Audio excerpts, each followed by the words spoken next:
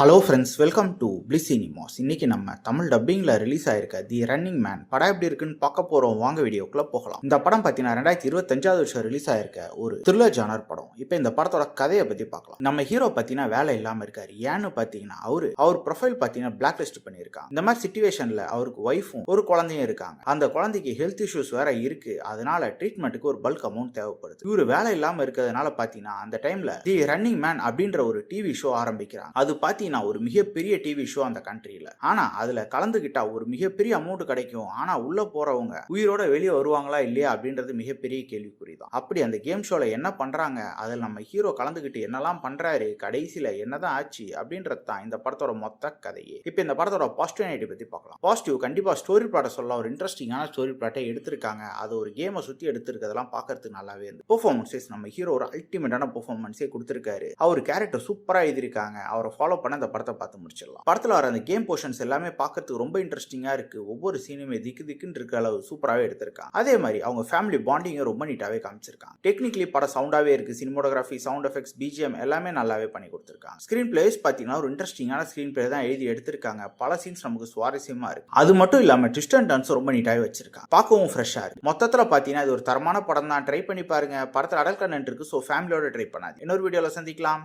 Thank you.